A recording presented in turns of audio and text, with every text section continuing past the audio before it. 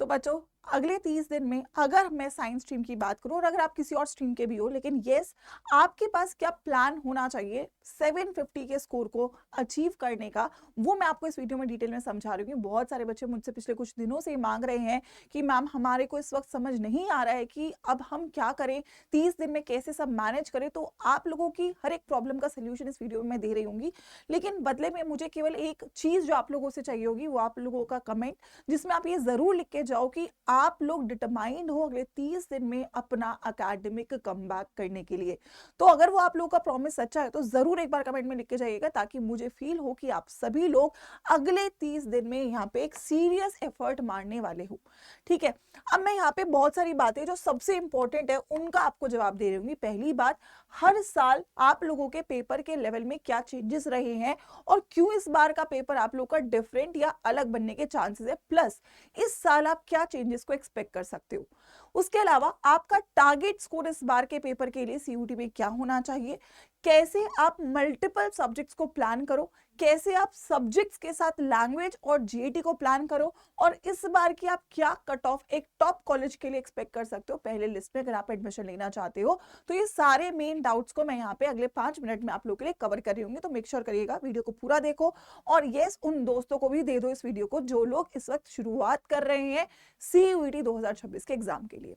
सबसे पहली बात देखो, बहुत ही क्लियरली मैं आपको ये बता सकती हूँ, क्योंकि पिछले 2022 से मैं सीयूटी के लिए पढ़ाती आ रही हूँ और पिछले 4 सालों से पढ़ाई रही हूँ। इस साल भी मैं सीयूटी के लिए पढ़ा रही हूँ, तो मैंने बहुत क्लोजली देखा है कि कब फॉर्म आया था पहली बार, कब सबसे पहला सीयूटी का मॉक टेस्ट आया था, जिसमें हमें समझ में आया था कि सीयूटी में किस तरीके के क्वेश्चन पूछे जाएंगे। मुझे ये भी पता है कि किस लाइन से कहां से क्वेश्चन पहले साल बना था।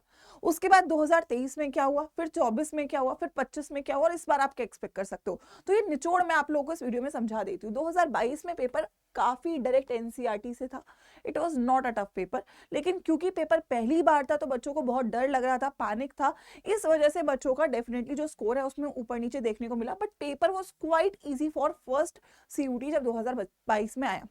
फिर 2023 में पेपर आगे बढ़ा। अब 2023 में उन्होंने क्या किया, पेपर को थोड़ा लेंदी कर दिया।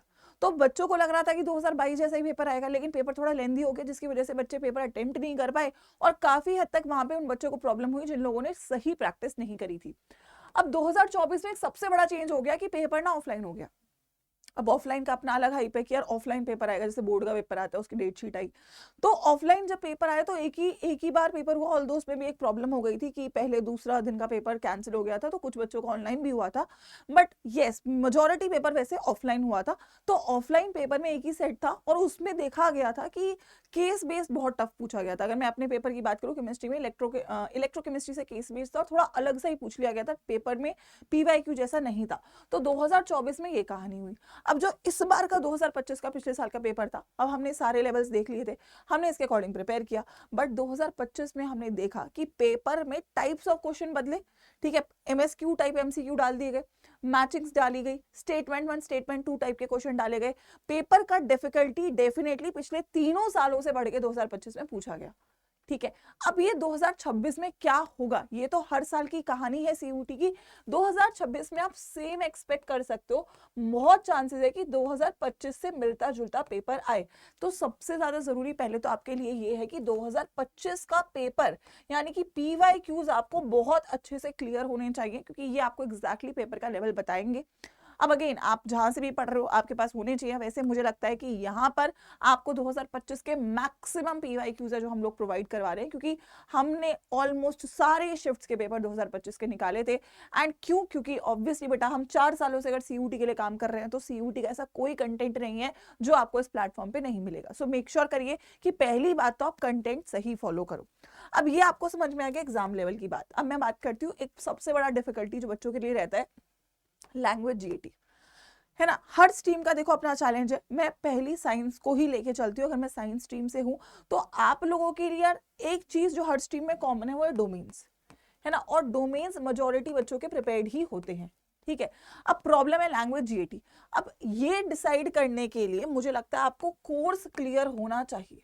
ठीक है, अगर आपका कोर्स है कि आप बीएससी करना चाह रहे हो किसी भी यूनिवर्सिटी से, तो आपको केवल पीसीएम पीसीबी का मेरिट लगेगा। तो आपका फोकस डोमेन्स ही होना चाहिए। लैंग्वेज आपका क्वालिफाइंग है तो आप लैंग्वेज को भी प्रिपेयर तो करोगे, ठीक है। अब यहाँ पे आप जीएटी को कम टाइम दे सकते हो अगर आप बीएससी गोल लेके चल रहे हो। अगर आप बीए करना चाहते हो किसी भी यूनिवर्सिटी से, तो वहां पे लैंग्वेज और 3 डोमेन्स मेजॉरिटी लग रहे हैं, तो वहां पे चारों सब्जेक्ट्स को आपको पूरा टाइम देना है। अगर आप बीकॉम या फॉर एग्जांपल कुछ भी बीकॉम जैसा करना चाहते हो, तो वहां पे भी लैंग्वेज और 3 डोमेन्स जो आपके क्लास 12 के वो लग रहे हैं। अगर आप बीटेक करना चाहते हो, अगर आप बीबीए करना चाहते हो, अगर आप बीएमएस करना चाहते हो बेटा, है ना, यहाँ पे अगर आप लोग फॉर एग्जाम्पल एलएलबी करना चाहते हो, है ना, बीएड करना चाहते हो, है ना, बीसीए करना चाहते हो, ऐसे कोर्सेज अगर आपके गोल हैं, तो फिर वहां पे आपको जीएटी को इक्वल टाइम देना है, लैंग्वेज को देना। और फिर आपके तीनों डोमेन्स भी इंपॉर्टेंट है, क्योंकि कुछ यूनिवर्सिटीज में डोमेन्स लग रहे हैं, कुछ यूनिवर्सिटी में जीएटी लग रहा है। तो एक क्लैरिटी पहले तो आपको मिल जाती है कि आपको लैंग्वेज जीएटी को कितना टाइम देना है, डिपेंड्स कि आप किस कोर्स के लिए टारगेट कर रहे हो, ठीक है। अब उसके अकॉर्डिंग फिर अगेन अगर आपके लिए इक्वली इंपॉर्टेंट है, तो ऑब्वियसली लैंग्वेज जीएटी को आपको एक्स्ट्रा टाइम देना पड़ेगा क्योंकि नया है, और डोमेन्स को फिर आपको रिवीजन के तौर पे देखना पड़ेगा। लेकिन अगर आप इस कैटेगरी में हो, पहली कैटेगरी में हो, तो केवल डोमेन्स ही आपके लिए इंपॉर्टेंट है सबसे ज्यादा, इसको आपको 100% फोकस देना है। यहाँ पे आपको डोमेन्स और लैंग्वेज तीनों को फोकस करना है। बीएससी में भी अगर आप कंप्यूटर साइंस जैसे कोर्सेज को करना चाहते हो, या स्टैट्स करना चाहते हो, या मैथ्स करना चाहते हो, वहां पे लैंग्वेज कंपलसरी है, ठीक है। तो ये एक तो क्लैरिटी होनी चाहिए, उसके अकॉर्डिंग आप अपने सब्जेक्ट्स को मैनेज कर पा रहे होगे, ठीक है। डन है। इसको लेके किसी को कंफ्यूजन है तो कमेंट्स में डाल देना ताकि मैं उसको रिप्लाई कर दूं, ठीक है। अब उसके बाद मैं डोमेन्स की बात करती हूँ। अब क्योंकि टाइम कम है, तो अब आप बहुत कुछ नहीं कर सकते, एकदम डिटेल में नहीं जा सकते हो, है ना, क्योंकि आपके पास सिलेबस इतना ज्यादा है इस वक्त करने के लिए, है ना। तो अब सब करना है, तो हर सब्जेक्ट के लिए मैं पहली बात, एक कॉमन चीज जो आपको सभी सब्जेक्ट्स में अब आखिरी मोमेंट पे करनी है, वो है पीवाईक्यूज मॉक्स। पीवाईक्यूज मॉक्स ये हर सब्जेक्ट के लिए, ठीक है। चाहे तुम कोई भी पेपर उठा लो, किसी भी स्ट्रीम का उठा लो, लैंग्वेज जीएटी उठा लो। अब अगर मैं थ्योरी की बात करूं, केमिस्ट्री और बायोलॉजी जैसे सब्जेक्ट को एनसीईआरटी से स्टिक करना है। अब ये आप लोगों के कहीं ना कहीं नोट्स बन रखे होंगे, है ना, या तो बोर्ड्स में हमने पढ़ाया होगा, तो वहां से आप अपना थ्योरी गो थ्रू कर सकते हो, ठीक है। थ्योरी अपना रिवीजन वहां से कैरी फॉरवर्ड करो। अब नए लेक्चर्स आप, अगर मैं बोलूं आपने कुछ नहीं पढ़ा हुआ है, तो आप ढूंढोगे भी तो भी आपको रिलेटेबल इतने कम समय में कंटेंट नहीं मिलेगा। तो मैं सजेस्ट करूंगी कि आप लोग अपने नोट्स को फॉलो करो। पीवाईक्यूज के लिए पीवाईक्यू किताब आपके पास होनी चाहिए, और एक मॉक टेस्ट सीरीज जो कि सीयूईटी के पैटर्न पे बेस्ड हो, ठीक है। फिजिक्स के लिए आप हाई वेटेज टॉपिक्स, वो कैसे पता चलेंगे, पीवाईक्यू से। जब आप पीवाईक्यू करोगे आपको पता चलेगा किस चैप्टर से क्या पूछा जा रहा है, उसका एक बार थ्योरी गो थ्रू करना पड़ेगा, और फिर मॉक्स। मैथ्स के लिए अगेन आपके कंसेप्ट, क्योंकि थ्योरी बहुत ज्यादा नहीं है, तो अगेन जो रिपीटेटिव कंसेप्ट है उनको एक बार गो थ्रू करके क्वेश्चन प्रैक्टिस की तरफ ही आपको आगे बढ़ना है। दैट इज हाउ आप हर एक सब्जेक्ट का स्ट्रैटेजी फॉलो कर रहे होगे, ठीक है। अब मैम एक बात बताओ, टारगेट स्कोर में क्या रखूं? 250 नंबर का पेपर है मेरा, अगर 150 नंबर बन रहा है, क्या वो काफी है? बेटा अगर आपको एक अच्छा टॉप कॉलेज चाहिए तो उसके लिए बिल्कुल भी काफी नहीं है। अगर आप कोई भी मॉडरेट कॉलेज लेके खुश हो, आप कोई मतलब ऑफ कैंपस कॉलेज मिल जाए, कोई भी कोर्स मिल जाए, अगर कोई केवल एडमिशन लेना आपका गोल है तो फिर ओके है। लेकिन अगर आप चाहते हो आपको हिंदू मिले, स्टीफंस मिले, है ना, मिरांडा मिले, अच्छे कोर्स में मिले, तो फिर ये एनफ नहीं है। फिर आप लोगों को इस स्कोर को एलिवेट करना पड़ेगा। मैम कितना एलिवेट करना पड़ेगा? अगर मैं बात करूं आपकी साइंस स्ट्रीम में, आप बीएससी करना चाहते हो अगर पीसीएम से, है ना, जो आपके पीसीएम में मेरिट जो लग रही है आपकी, तो वहां पे आपको कम से कम 610 के आसपास का स्कोर रखना है। ये आपका फर्स्ट कट ऑफ का स्कोर है टॉप कॉलेज का। इसके बाद ड्रॉप ऑफ ऑब्वियसली करेगा, बट पहली कट ऑफ इतनी हो सकती है, तो आपको इतना गोल लेके चलना है। बीएससी अगर पीसीबी से कर रहे हो थोड़ा और बढ़ जाएगा, क्योंकि बायो और केमिस्ट्री दोनों स्कोरिंग होता है। अगर आप बीटेक जैसे कोर्सेज में जाना चाहते हो तो लगभग 590 आउट ऑफ 750। अगर मैं मोटा मोटा बोलूं तो आप फिजिक्स और मैथ्स जैसे सब्जेक्ट में कम से कम 180 प्लस का टारगेट रखो, और केमिस्ट्री और बायो जैसे सब्जेक्ट में आपका 200 प्लस इजीली होना चाहिए। लैंग्वेज में भी 200 प्लस होना चाहिए अगर आपका लैंग्वेज काउंट हो रहा है तो। दैट इज हाउ आप अपनी कट ऑफ को मीट कर पा रहे होगे। मैम अब ये जो आपने बता दिया है इसको मैं इम्प्लीमेंट कैसे करूं? देखो आई थिंक पहली चीज आप सभी लोग सेल्फ स्टडी बहुत सारे बच्चे कर रहे हैं सीयूटी के लिए। देखो CUT is not tough, CUT बस is about following the right content. आप लोग अगर सेल्फ स्टडी कर रहे हो, आपके पास बोर्ड्स का मटेरियल बना हुआ है, आप उससे डेफिनेटली सेल्फ स्टडी करो। अगर नहीं बना हुआ है तो आपको एक डेफिनेटली जरूरत पड़ेगी तो आप प्रतिज्ञा 2.0 से पढ़ाई करो, क्योंकि वो एक फाइनल रेजोल्यूशन होगा लास्ट मोमेंट के लिए। इसके अलावा अगर आप लोगों के पास रिसोर्सेज आपको चाहिए तो थ्योरी के लिए मैंने क्या बोला, आप कर सकते हो सेल्फ स्टडी, कोई दिक्कत की बात नहीं है, बट कंटेंट आपके पास होना चाहिए। ठीक है, आपको मैनेज करना है, आपको सभी सब्जेक्ट्स को रिवाइज करना है, सभी सब्जेक्ट को प्रैक्टिस करना है, आप कर पा रहे हो, वेल एंड गुड। उसके अलावा आप लोगों को क्वेश्चंस के लिए सीयूईटी की पीवाईक्यू बुक चाहिए। अब पीवाईक्यू बुक यहाँ पे ऑलरेडी मैंने बोल दिया है कि आपकी लॉन्च हो चुकी है। 200 रुपए की एक किताब है, ऐसा भी नहीं कि बहुत बहुत महंगी किताब है, 200 रुपए की एक किताब है। उसमें आपको पिछले 5 सालों के सारे पीवाईक्यूज मिल जाते हैं। ठीक है, अगेन 2025 के पीवाईक्यूज कहीं पर भी इतने नहीं है जितने आपको इस किताब में मिलते हैं। ऊपर से चैप्टर वाइज मिल जाते हैं और ऊपर से यहाँ पे आप लोगों को वो क्वेश्चंस के टेस्ट पेपर भी उस किताब में मिल जाते हैं। तो ये किताब के बाहर आपको प्रैक्टिस का कोई दिक्कत नहीं होगी। अब बात रही टेस्ट सीरीज की, आप कभी भी कोई भी पेपर के लिए तैयारी कर रहे हो, अगर आप सीयूटी का पेपर दे रहे हो, आप एक मॉक टेस्ट के बिना सीयूटी पेपर निकाल ही नहीं सकते हो।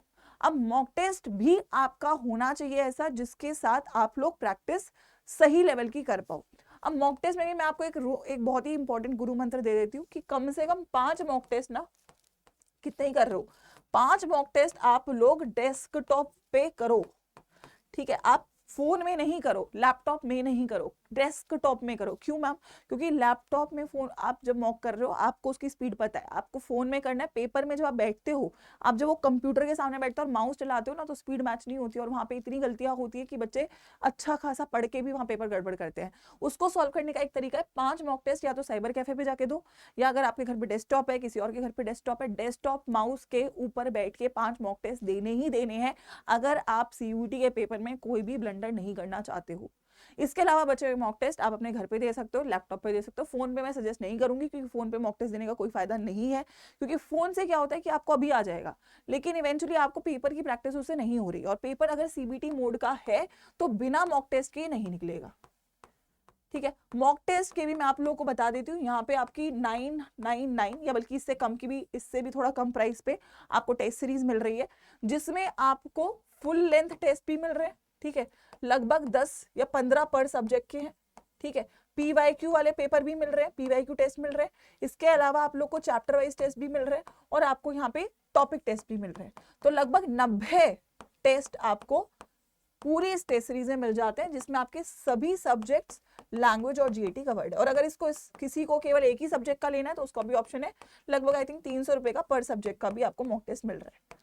तो वो आपके ऊपर है कि आपको सब्जेक्ट वाइज लेना है या आपको फुल टेस्ट सीरीज लेना है। डेफिनेटली फुल टेस्ट सीरीज तो हर बच्चे को लेनी ही चाहिए अगर आप सीयूटी का पेपर दे रहे हो, क्योंकि वो इंपॉर्टेंट है कि यार पेपर के ऊपर बेस्ड, पीवाईक्यू का पेपर कहीं नहीं है, और पीवाईक्यू के पेपर को केवल किताब से सॉल्व करके आपकी प्रैक्टिस नहीं होगी जब तक आप उसे डेस्कटॉप पे नहीं कर रहे हो, लैपटॉप पे नहीं कर रहे हो। बिना टेस्ट सीरीज के बच्चों कितना ही आप अच्छा स्कोर कर लो क्लास में, नोटबुक में, किताब में, टेस्ट सीरीज में जब तक नंबर नहीं आ रहे हैं तब तक आप लोग एग्जाम के लिए तैयार नहीं हूं। So I have told you what are the right ways जो आप लोग को फॉलो करने हैं। अगर आपका सिलेबस ही क्लियर नहीं है, अगर आपको समझ ही नहीं आ रहा कि कैसे मैम अपने मैं सिलेबस को पूरा करूं, टेस्ट सीरीज तो दूर की बात है, तो उन बच्चों के लिए प्रतिज्ञा 2.0 बैच है। ठीक है, प्रतिज्ञा 2.0 प्लस बैच 10 अप्रैल से शुरू हो रहा है। जिन बच्चों का सिचुएशन बहुत कंफ्यूजिंग स्टेट में है, नहीं क्लियर है, सिलेबस का अता पता नहीं है, टॉपिक्स नहीं है, नोट्स नहीं है, उनको प्रतिज्ञा 2.0 से पढ़ लेना चाहिए। लेकिन अगर आपके पास नोट्स है, आपके पास, आपको लगता है मैं रिवीजन कर सकता हूं, मैं सब कुछ मैनेज कर सकता हूं, तो आप लोग प्रतिज्ञा 2.0 नहीं लेके केवल टेस्ट सीरीज को फॉलो कर सकते हो। बैच या टेस्ट सीरीज या किताब कुछ भी ज्वाइन करने का जो कोड है वो Y513, आई थिंक इसको सभी लोग स्क्रीनशॉट भी ले लो, क्योंकि ऑलरेडी इस बैच पे और इस कोड के साथ मैक्सिमम बच्चे जो मेरे साथ जुड़े हुए हैं वो जुड़ चुके हैं। अगर कोई बच्चा अभी भी शुरू कर रहा है या टेस्ट सीरीज को ज्वाइन करना चाहता है, वो यहाँ पे इसको ज्वाइन कर सकता है। मैं एक बार लास्टली आपको बता देती हूँ टेस्ट सीरीज कैसे आप लोग को ज्वाइन करनी है, क्योंकि वो बहुत इंपॉर्टेंट रहेगी। आप ऑल कोर्सेज में जाएंगे, CUET again science arts commerce में, यहाँ पे आपको दिख रहा है मॉक टेस्ट। ठीक है, तो अगर आप देखोगे यहाँ पे, देखो मैं इसे थोड़ा सा और व्यू ऑल पे कर देती हूँ ताकि मैं आपको एक बार मॉक टेस्ट एक्सप्लेन कर सकूं। आपको यहाँ पे हर एक सब्जेक्ट के फ्री मॉक टेस्ट भी मिल ही रहे हैं। ठीक है, मैं ये दिखाने वाली थी। हाँ, अगर आपको किसी को चैप्टर वाइज चाहिए ना, तो चैप्टर वाइज आप मतलब सब्जेक्ट वाइज एक ही सब्जेक्ट का चाहिए तो एक सब्जेक्ट का आप अलग से ले सकते हो। बट अगेन मैं बोलूंगी कि ये जो आपकी प्रैक्टिस की दैट इज CUT साइंस की आपकी जो टेस्ट सीरीज है, इसमें आपका GAT language, physics, chemistry, maths सभी सब्जेक्ट्स के टेस्ट यहाँ पे अवेलेबल है और एक फ्री टेस्ट भी है, तो आप चेक करके भी देख सकते हो कि यार मैं टेस्ट सीरीज का इंटरफेस कैसा है। यहाँ पे आपको हर एक सब्जेक्ट के पूरे सभी टाइप के टेस्ट आपको यहाँ पे मिल जाते हैं। ठीक है, अब इसको कैसे आप लोगों को गो थ्रू करना है, बाय नाउ पे जाइएगा, जो सेम कोड मैंने बताया उसको आप अप्लाई कर दीजिएगा, तो ये आपका टेस्ट सीरीज यहाँ से ज्वाइन हो जाएगा। 900 का भी नहीं है, 800 889 कुछ का है। ठीक है, सो दैट इज ऑल जो आपको अगले 30 डेज में बेटा फॉलो करना है। इट्स वेरी सिंपल, अगर आप इसको कर लेते हो तो आप कर पाओगे, अगर आप इसको मिस कर देते हो तो फिर ये टाइम वापस नहीं आएगा।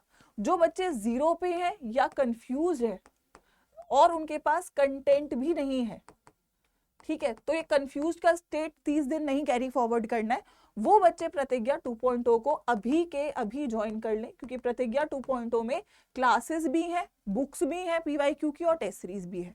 ठीक है, Wi-Fi 13 कोड के साथ वो आपको 2800 का बैच मिल रहा होगा।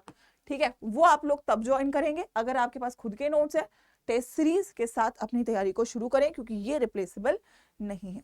अगर आप और भी कोई चीजों में स्ट्रगल कर रहे हो, उसमें आपको हेल्प चाहिए, डाउट है, समझ नहीं आ रहा है, तो कमेंट्स में डाल के जरूर जाइएगा। आई विल मेक श्योर कि अगली वीडियो में उसके ऊपर लेकर आऊं। लेकिन येस, इट्स वेरी इंपॉर्टेंट कि आप सही कंटेंट को इन 30 दिनों में बेटा फॉलो करो एंड मेक श्योर करो कि केवल और केवल CUET ओरिएंटेड कंज्यूम करो रिसोर्सेज, क्योंकि अगर आप एक्स्ट्रा भी पढ़ रहे हो उससे पेपर में आपको हेल्प नहीं मिलेगी, बल्कि पैनिक या स्ट्रेस ही मिलेगा। So follow the right resources. I over here have been teaching from last 4 years and I know what is important for CUT, so you can trust me and make sure कि ये strategy आप follow करो। All the very best. Any other doubt, let me know and just start right now.